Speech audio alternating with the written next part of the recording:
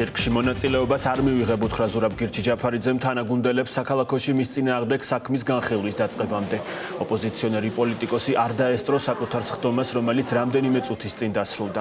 ოცნების პროკურატურა მას თეაწულუკიანის კომისიაზე გამოუცხადებლობას ედავება.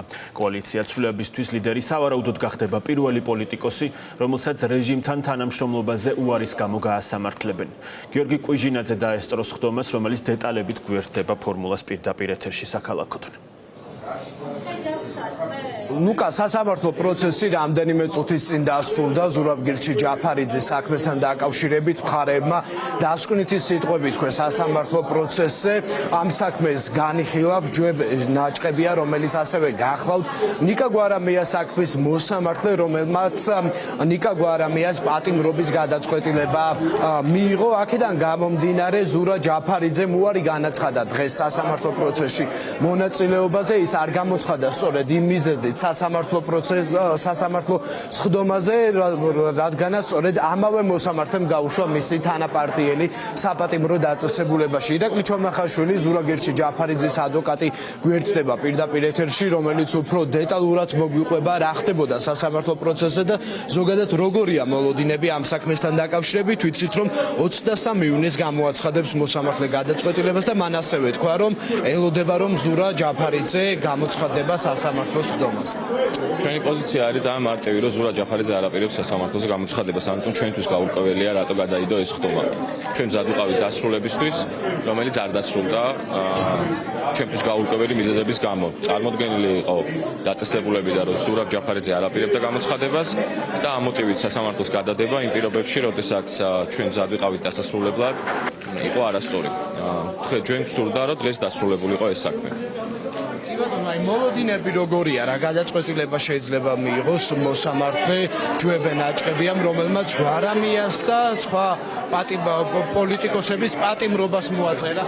წარმოდგენა არ მაქვს, იმიტომ რომ ამ საქმეზე რაიმეს ვარაუდი სამართლებრივად აზრს მოკლებულია.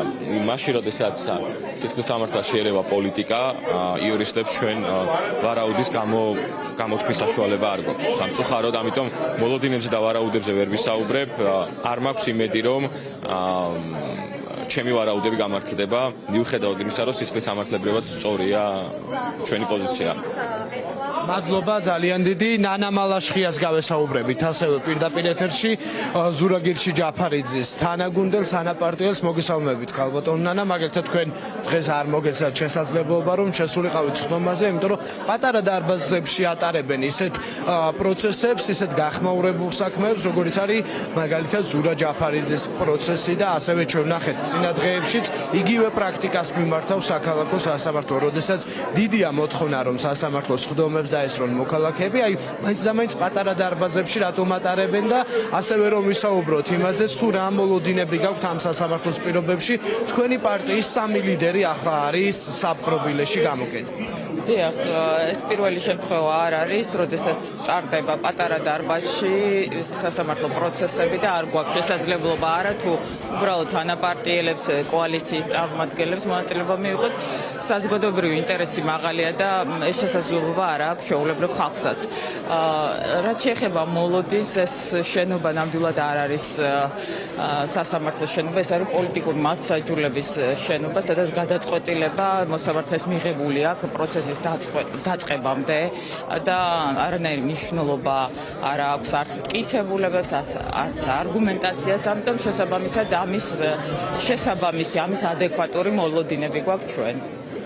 და ასევე რომ ვისაუბროთ ზოგადად აი ეს საქმეები რას ემსახურება ნიკა გვარამიანი, კამელია ზურაბ გირჩი-ჯაფარიძე არიან საპატიმრო დაწესებულებაში. ერთი კოალიციიდან 3 ლიდერი ახლა აღარ იმყოფება თავისუფლებაზე და ასევე ირაკლი ოქრუაშვილიც არის ამ საქმესთან დაკავშირებით დაკავებული. რეალურად ის ეგრეთ წოდებული საგამოძიებო კომისია რას ემსახურება, რომელიც შეიქმნა თეაწულუკიანის მეთაურობით და იყო თუ არა მიზანი ის, რომ სწორედ აი ესეთ საპატიმრო შიგაეშვათ ოპოზიციონერი ლიდერი.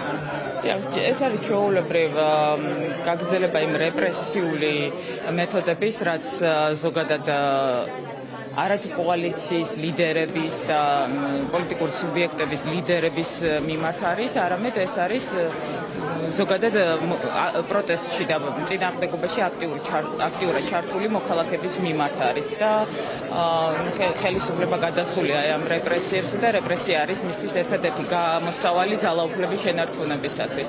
თუმცა, რა თქმა უნდა, ეს წინააღმდეგობა გრძელდება და ეს პროცესი, რა თქმა უნდა ვიყოთ თანმიმდევრული და რაღაც განსაკუთრებული ყოველდღიურობად უნდა დააქციონ ეს პროცესი, მაგრამ განსაკუთრებული ჩვენს მოლოდინი არ აგვაქვს, რომ რაღაც პროცესები სხვანაირად განვითარდება ამ რეჟიმის პირობებში. მადლობა ნანა მალაშხიას ისმენდით პირდაპირ ეთერში გიორგი ვაშაძეს ერთად გავესაუბროთ.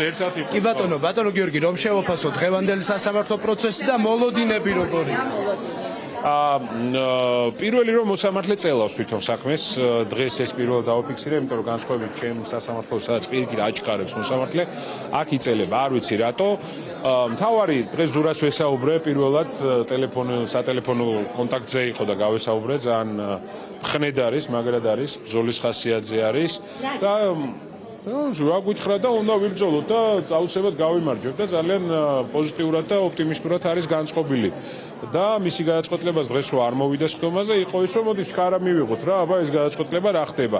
გადადო გაწელა მოსამართლემ, მე რას ველოდები იმას რომ ჩვენ ყველანი გავიმარჯვებთ. დანარჩენი ეს პატიმრობა, ეს ყველაფერი არის დროებითი, რომელსაც ჩვენ ძალიან მალე გავიმარჯვებთ. ბატონო გიორგი, თქვენს წინააღმდეგაც არის ეს სამართლებრივი დევნა, იგივე საქმესთან დაკავშირებით დაწყებული, თქვენ გირავ გადაიხადეთ, ამის მიუხედავად გაქვთ თუ არა მოლოდინები, რომ მაგალითად თქვენს წინააღმდეგაც გამოიყენოს სასამართლომ პატიმრობა, რომ ერთ წლამდე პატიმრობას ითვალისწინებს და კიდევ სხვა სანქციები არის, ოღონდ უფრო მსუბუქი.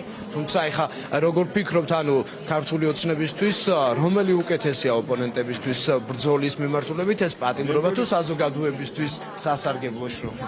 კი, მე მგონი თვითონ ქართული ოცნებაც საკმაოდ ჩიხშია ამ საქმესთან დაკავშირებით, იმიტომ რომ ძალიან მძიმე ხვედრიელის ყველა ოპონენტის, ასე ვთქვათ, ციხეში ჩასმის შემთხვევაში. მეორე მხრივ, რა ვიცი, რაღაცა ძალის დემონსტრირება უნდა. ძალის დემონსტრირება მისთვის არის მეტი ადამიანის დაკავება, მეტი ადამიანის ციხეში გამწესება, მეტი ადამიანზე უარესი, ასე ვთქვათ, რომ მეტი სხვა გზა არ აქვს. აი, მაგალითად, იგივე Facebook-ზე ხალხი დაიბარეს, ასე შემდეგ. ამიტომ რო არ გავაგრძელოთ რა. რაც არ უნდა იყოს, შემდგომ ერთ კვირაზე 10 დღეზე მეტხას ვერ გაწელავს ამას ქართული ოცნება, გავერკვევით ყველაფერს. ჩვენ მზად ვართ პატიმრობისთვის, სადაც მზად ვართ ნებისმიერი საჯელისთვის, იმიტომ რომ პატიმრობა არის დროებითი, სამშობლო, ღირსება, ხალხი, ადამიანობა არის სამუდამო რა. აი ეს არის რეალობა და ჩვენ ისთვის ვიბრძვით ევროკავშირის წევრი ძლიერი ერთიანი საქართველოსთვის და ყობახიძეს უნდა რომ აგერ უშიშროების საბჭოსაც კი აუქმებს, იმიტომ რომ რუსეთზე საფრთხეთ აღარ ეწეროს რა. ისიც კი უნდა რომ ამოიღოს, რომ ანკლავი კონდეს შექმნილი ქვეყანას ძარცვავდნენ. საზოგადოებამ სწორედ ეს არჩევანი უნდა გააკეთოს. და თქვენი საქმის განხილვა როდის არის? ხვალმა კაცსაძეს ხტომა ცოტა განსხვავებული მიდგომაა ჩემ შემთხვევაში, რომ უფრო პირიქით აჩქარებს რა პროცესს და არ ვიცი ეს რა არის ტაქტიკურია თუ არა ტაქტიკური. რა ეტაპზეა თქვენი საქმის განხილვა? ჩემი საქმის განხილვა საბოლოო ეტაპზეა ფაქტობრივად. მე გუშინაც კი ველოდებოდი რომ შეიძლება გამოეცხადებინა განაჩენი. დასკვნითი სიტყვები იქნება. ხვალ იქნება დასკვნითი სიტყვები და შემდგომში განაჩენი. მადლობა ძალიან დიდი გიორგი ვაშაძეს ისმენდით პირდაპირ ეთერში, რომლის სასამართლო პროცესიც იგივე საქმესთან დაკავშირებით ხვალ არის დასკვნითი სხდომა და არ არის გამორიცხული რომ მოსამართლემ ხვალვე გამოაცხადოს გიორგი ვაშაძეს შემთხვევაშიც გადაწყვეტილება. მან გირავ გადაიხადა ამ საქმესთან დაკავშირებით, თუმცა როგორც თავად განმარტა, აქვს მოლოდინები რომ შესაძლოა პატიმრობა გამოიყენოს მის შემთხვევაშიც მოსამართლემ.